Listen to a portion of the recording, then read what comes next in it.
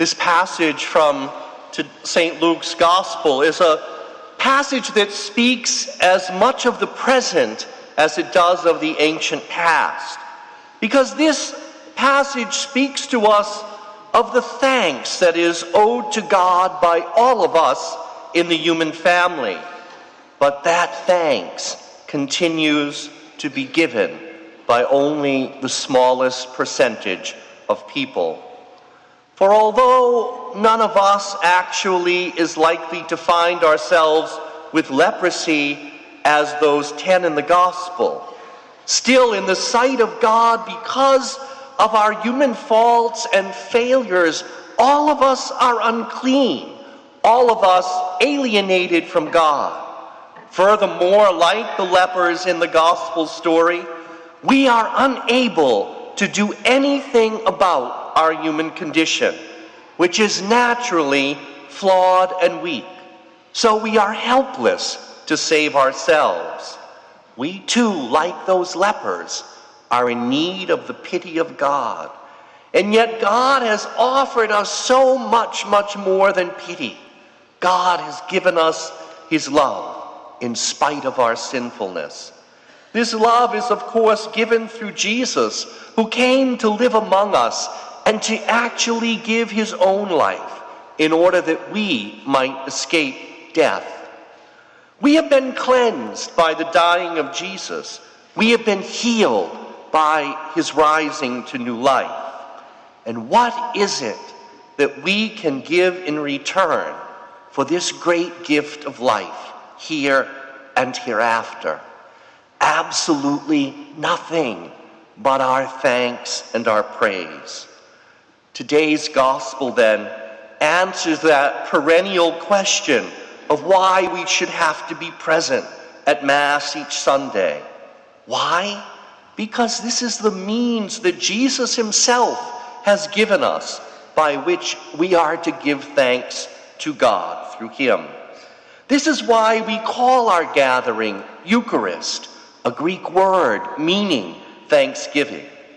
But while we are present and thus doing better than 1 out of 10, we can't take too much consolation, because in fact, studies tell us that only 3 out of 10, or 30% on average, of baptized Roman Catholics take the time to worship faithfully every Sunday. Why is this so? Well, maybe there are as many reasons as there are baptized Catholics sitting at home right now. Perhaps in the West, though the predominant mindset by which people live is as consumers, as people with various needs that must be met, and so they go in search of the appropriate goods and services to fill those needs. So when we look at our spiritual needs, it may be tempting to reduce this to the need to be inspired. And so people can go from church to church, denomination to denomination, book to book, guru to guru, hoping to be uplifted and inspired.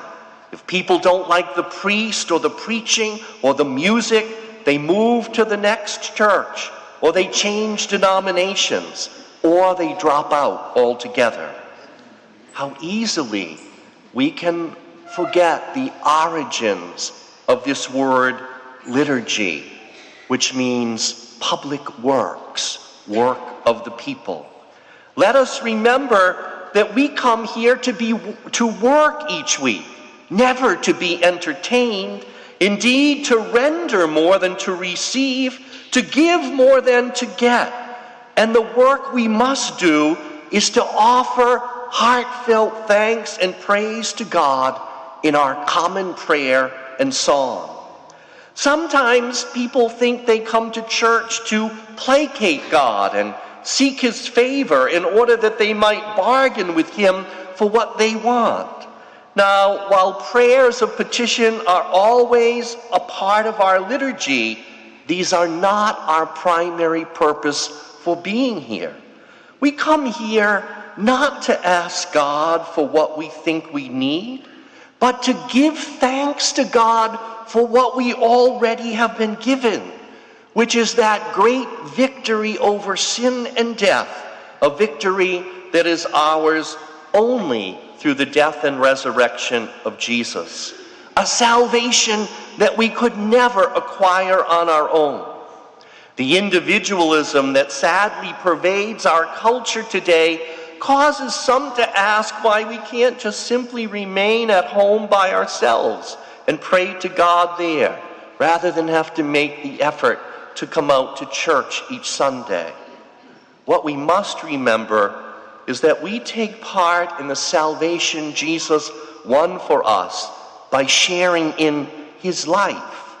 And we do that by becoming part of his body, indeed through baptism.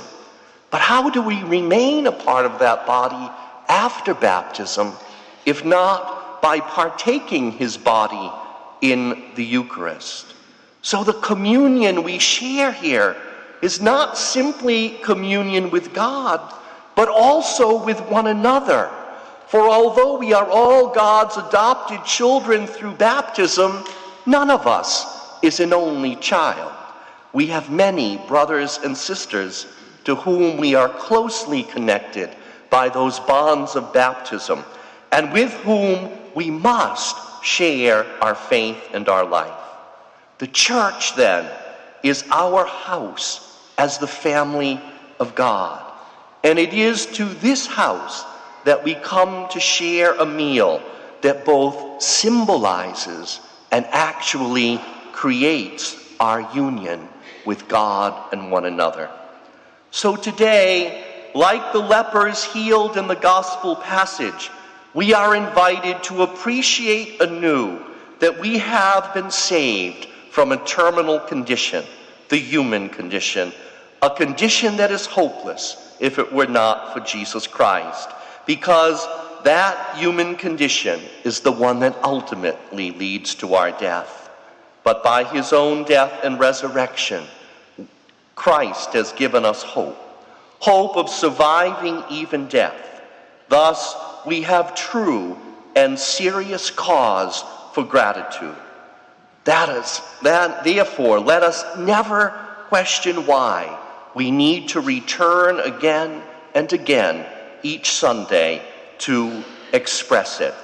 And in light of all that God has done for us, let us promise to do it, for it is only right and just that we should offer heartfelt thanks and praise to God.